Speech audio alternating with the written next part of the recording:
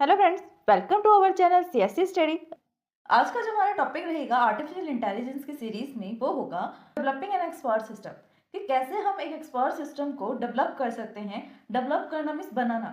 जैसे कि डेवलपिंग होते हैं, सॉफ्टवेयर डेवलपर्स होते हैं, वो क्या करते हैं, सॉफ्टवेयर को बनाते हैं। उसी तरह से एक्सपर्ट सिस्टम के भी डेवलपर्स होंगे जो एक्सपर्ट सिस्टम को डेवलप करेंगे। तो आज इस वीडियो में हम देखेंगे डेवलपिंग एन एक्सपर्ट सिस्टम में कौन कौन से ऐसे फेजेस आते हैं जिन या फिर हम कई स्टेप्स आते हैं जिनको हमें फॉलो करना पड़ता है किसी भी एक्सपर्ट सिस्टम को बनाने के लिए।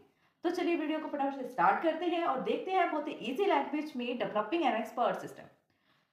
The primary people involve in a building an expert system.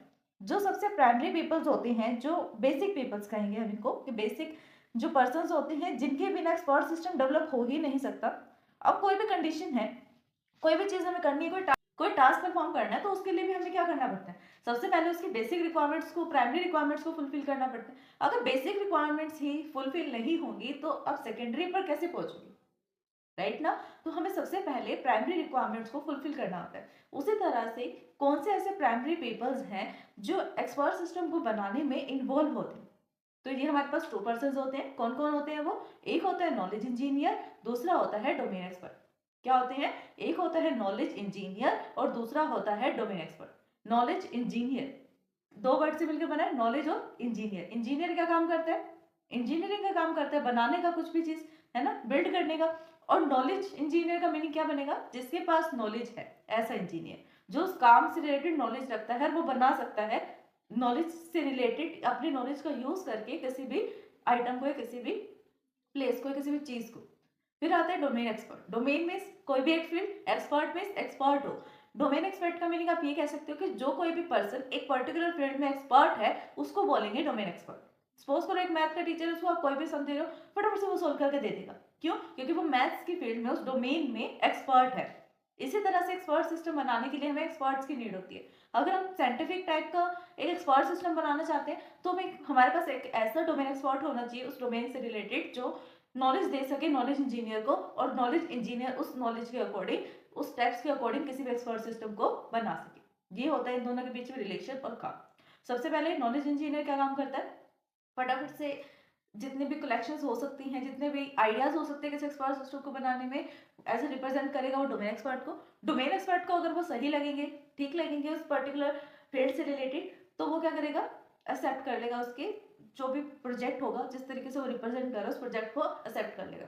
अगर उसके अंदर कुछ मॉडिफिकेशन करना होगा तो वो रिजेक्ट भी कर सकता है, मॉडिफाई के लिए भी भेज सकता है। एक किस्म से कहें एडवाइजर होता है डोमेन एक्सपर्ट। और नॉलेज इंजीनियर क्या होता है? जो काम करेगा किसकी नॉलेज के बेस पर? डोमेन एक्सपर्ट की। An expert system typically is developed and refined over a period of several years। ये कहना चाहते हैं कि एक्सपर्ट सिस्टम जो है यूं ही नहीं बन जाता, एक दिन में बन गया, 2 दिन में, 10 दिन में बन गया, नहीं। उसको बनाने में सर्वल्स ईयर्स का टाइम लग सकता है, बहुत सारे साल भी लग सकते हैं, 1 साल, 2 साल, 10 साल, कितने भी साल लग सकते हैं परफेक्ट एक्सपर्ट सिस्टम को बनाने में। क्यों? क्योंकि हमारे पास बहुत सारे स्टेजेस होते हैं, उसको अलग अलग टाइप से टेस्ट करना होता है, नॉलेज को इकट्ठा करना पड़ता है उसको बनाने के लिए। नॉलेज इंजीनियर को ढूंढना, डोमेन एक्सपर्ट को ढूंढना, एक टीम बनाना, जितना सब है बहुत सारा काम होता है। इसकी वजह से एक्सपर्ट सिस्टम को बनाने में बहुत ज्यादा टाइम लग जाता है, ईयर्स का टाइम लगता है, मीन्स बहुत सारे साल लग जाते हैं, several years. Expert system develop has 5 distinct system. इसका कहने का मीनिंग है कि एक्सपर्ट सिस्टम जो है वो 5 स्टेप्स का यूज करके डेवलप किया जाता है। अब वो कौन से 5 स्टेप्स होंगे हम वो देखेंगे। फर्स्ट स्टेप आता है आइडेंटिफिकेशन, जिसमें हम आइडेंटिफाई करते हैं प्रॉब्लम को।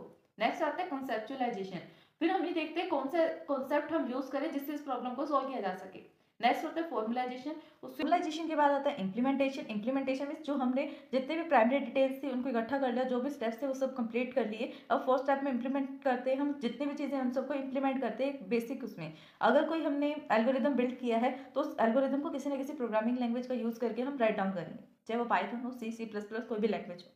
फिर आता है टेस्टिंग।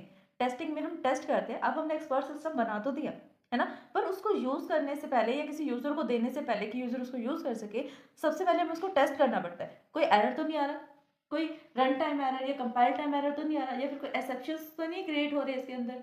जितने भी, अगर जितने ज़्यादा पॉसिबल टेस्ट हो सकते हैं उतनी ज़्यादा इसकी टेस्टिंग की जाती है, जिससे एक बेस्ट एक्सपर्ट सिस्टम जो है वो बन सके। क्योंकि जितना ज़्यादा हम प्योरीफाई करेंगे, जितना ज़्यादा टेस्ट करेंगे एक्सपर्ट सिस्टम को, उतना ही ज़्यादा उसके अंदर से एरर रिमूव होते रहेंगे, और एरर रिमूव होंगे तो उसके अंदर से क्वालिटीज़ बच जाएंगी, और वो इजीली रन हो सकता है। जितनी भी इसकी क्वालिटीज़ हैं सिर्फ वही रन होगी, एरर्स रिमूव हो जाएंगी। तो बताया गया कि एक्सपर्ट सिस्टम को हम कैसे डेवलप कर सकते हैं। फर्स्ट स्टेप आता है आइडेंटिफिकेशन का, फिर आता है कॉन्सेप्चुअलाइजेशन, थर्ड स्टेप आता है फॉर्मुलाइजेशन, नेक्स्ट आता है इम्प्लीमेंटेशन, देन टेस्टिंग। ठीक है, तो फर्स्ट इसके अंदर से हम करेंगे इम्प्लीमेंटेशन। इम्प्लीमेंटेशन में क्या है, it involves a formal task analysis determining the requirement form of the input and output, determine the user. इसके कहने का मतलब है कि इट इन्वॉल्व, आइडेंटिफिकेशन में क्या होता है, it involve a formal task analysis. इसके अंदर फॉर्मल टास्क एनालिसिस होते हैं, मतलब सबसे फॉर्मल टास्क क्या होता है, एनालाइज करना, चीज़ों को एनालाइज करना, किसको, और ये डिटरमाइन कर पाना कि क्या रिक्वायरमेंट है, यूजर किस टाइप का इनपुट देना चाहता है और किस टाइप का वो आउटपुट चाहता है, ये सब डिटरमाइन करना एनालाइज करके, ये सबसे फॉर्मल टास्क होता है आइडेंटिफिकेशन में। अब कोई भी हमें सपोज करो सॉफ्टवेयर बनाना है, सॉफ्टवेयर बनाने के लिए भी तो हम ये करते हैं, सबसे पहले उससे रिलेटेड जितने भी डॉक्यूमेंट्स हैं उन सबको एनालाइज करते हैं, प्लानिंग करते हैं, एनालाइज करते हैं। अब प्लानिंग तो हमने कर ली है कि हम एक्सपर्ट सिस्टम बनाना है, यहाँ पर हम डायरेक्ट आइडेंटिफिकेशन पर आ जाते हैं, जहाँ पर हम एनालाइज करते हैं कि कौन सी रिक्वायरमेंट्स हैं, किस टाइप का यूजर इनपुट देना चाहता है और किस टाइप का वो आउटपुट चाहता है कि उसको डिस्प्ले हो। The participates, the problems, the objective, the resources, the cost, time frame need to be clarified the identification at this stage। अब जो ये आइडेंटिफिकेशन वाली स्टेज होती है, इसके ऊपर हम कौन कौन से ऐसे पॉइंट्स होते हैं जिसको हम डिस्कस करते हैं, एनालाइज करते हैं।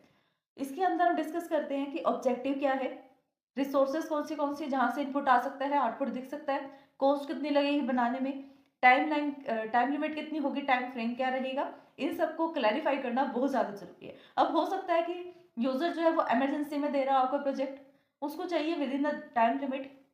अब एक सॉफ्टवेयर को बनाने में लग रही है 4 से 5 महीने, बट वो कह रहे हैं मेरे को तो 1 ही महीने के अंदर अपना सॉफ्टवेयर चाहिए।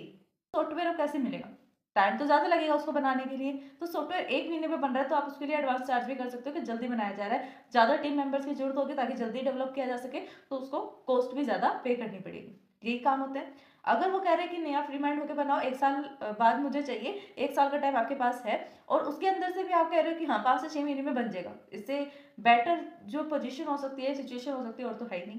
ठीक है, जितनी टाइम लिमिट आपको दी गई है आप उससे पहले बना के दे सकते हो और दे भी रहे हो, तो इससे में क्या होता है, क्लैरिफिकेशन मिल जाती है कि हाँ कितना टाइम लगेगा, एक पूरा डॉक्यूमेंट बनाया जाता है। जैसे सॉफ्टवेयर में बनाया जाता है वैसे ही आइडेंटिफिकेशन वाले स्टेज में प्लानिंग, एनालिसिस, जितने भी सब चीज़ें हैं, ऑब्जेक्टिव को एनालिस्ट करना, रिसोर्सेज को, कॉस्ट कितनी लगेगी, टाइम लिमिट क्या रहेगा, सबको एनालाइज करना और एक डॉक्यूमेंटेशन तैयार कर देना। In this stage of the development process, at the knowledge engineer and the domain expert work closely to describe the problem that the expert system is intended to solve the description। अब इसकी meaning क्या है, अब problem क्या है, सबसे पहले तो ये समझो प्रॉब्लम क्या है। एक्सपर्ट सिस्टम बनाना है, ये प्रॉब्लम है, इसको सॉल्व करना है। सॉल्व करने के लिए एक्सपर्ट सिस्टम को बनाना पड़ेगा। स्टेजेस भी हमें पता है, आइडेंटिफिकेशन है, conceptualisation, formalisation, implementation, then testing, ये सब स्टेजेस है, ये भी पता लग गया। अब एनालिसिस भी हमने कर लिया कि इतना टाइम लगेगा, इतनी कॉस्ट लगेगी, ये रिसोर्सेज हैं, ये ऑब्जेक्टिव है इसको बनाने का, सब चीज़ों का एनालिसिस कर लिया। अब जो सबसे इंपॉर्टेंट पर्सन थे पूरे एक्सपर्ट सिस्टम को बनाने में, जिसका सबसे ज्यादा रोल रहा, वो कौन कौन थे, एक तो नॉलेज इंजीनियर और दूसरा डोमेन एक्सपर्ट, राइट। तो दोनों ही मिलकर इस स्टेज पर बहुत क्लोजली काम करते हैं। यहाँ पर डोमेन एक्सपर्ट जो है नॉलेज इंजीनियर को समझाता है कि ऐसे ऐसे काम करना है, आपको फर्स्ट स्टेज पे करना है, सेकंड इन चीजों को कलेक्ट करना है, एनालिसिस करना है, जो भी करना है वो डोमेन एक्सपर्ट बता देगा नॉलेज इंजीनियर को। अब जितना नॉलेज इंजीनियर को समझ में आएगा उतना अपने अकॉर्डिंग वो करके दे देगा। फिर क्या करेगा, जो नॉलेज इंजीनियर है वो चेक करवाएगा डोमेन एक्सपर्ट से, इज दिस राइट, अब ये ठीक है। अगर तो वो ठीक होगा तो वो एक्सेप्ट हो जाएगा, डोमेन एक्सपर्ट कहेगा हाँ चलो ठीक है अब नेक्स्ट स्टेज पे चलते हैं। बट अगर एक्सेप्टेबल नहीं है, उसको लगा कि इसके अंदर मॉडिफिकेशन की जरूरत है, तो अगर रिजेक्ट कर देगा, दोबारा बना के लो, बताएगा उसको कि कौन सी चीजें इसके अंदर मिसिंग है या कौन सी एक्स्ट्रा है। इसको परफेक्ट बनाने के लिए डोमेन एक्सपर्ट जो है नॉलेज इंजीनियर का हेल्प करेगा। अब काम तो कौन बता रहा है, डोमेन एक्सपर्ट बता रहा है कि ऐसे ऐसे करना है, वर्बली बता रहा है, बट कर कौन रहा है, नॉलेज इंजीनियर। दोनों मिलकर आपस में काम करने हैं पूरी एक कहीं तो इस सिचुएशन के साथ की अंडरस्टैंडिंग है, दोनों में अंडरस्टैंडिंग के साथ वो काम कर रहे हैं। डिस्क्रिप्शन में भी रिवाइज सर्वर स्टेप, जो भी डिस्क्रिप्शन बनाएगा, जो भी काम करके देगा नॉलेज इंजीनियर, वो बहुत बार चेक किया जाएगा, बहुत बार उसको चेक करेंगे, अब तो कोई गलती नहीं, अब तो कोई गलती नहीं है। जब कोई भी गलती नहीं होगी देन वो एक्सेप्टेबल हो जाएगा, both of them are satisfied with it. जब कभी भी दोनों एक कंडीशन पर आकर मिल जाएंगे, दोनों को लगेगा कि हाँ ये वाला डिस्क्रिप्शन ठीक है, इससे ज्यादा मॉडिफिकेशन की नीड नहीं है, चल जाएगा काम, वहीं पर वो उस डिस्क्रिप्शन को स्टॉप करें। डायग्राम के थ्रू देखो कैसे यहाँ से प्रोसेस बिगिन हो गया। आइडेंटिफिकेशन का क्या करेगा, domain expert describe the case, domain expert जो है नॉलेज इंजीनियर को बताएगा, हाँ जी भी ये केसेस हैं, इसको आप इस तरह से कर सकते हो, ये आपको काम करना है, सब बता देगा डिस्क्रिप्शन में।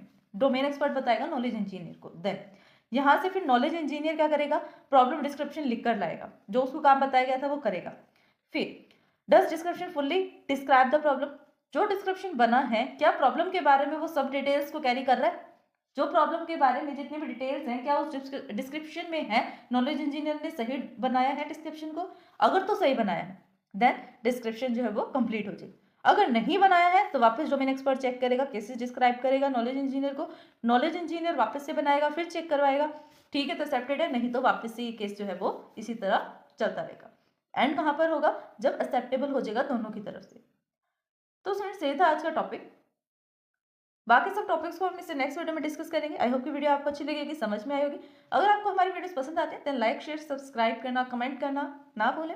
वीडियोस को समझने में आपको अगर कोई भी डाउट आता है देन आप हमें कमेंट कर सकते हैं। Thanks for watching my video. अगर आप सीएससी में ऑल सब्जेक्ट्स में थ्योरेटिकली एंड प्रैक्टिकली परफेक्ट होना चाहते हैं तो हमारे चैनल सीएससी स्टडी को सब्सक्राइब करें, बेल आइकन को प्रेस करें ताकि सबसे पहले अपडेट आपको मिले। वीडियोस को लाइक शेयर सब्सक्राइब करना, कमेंट करना ना भूलें।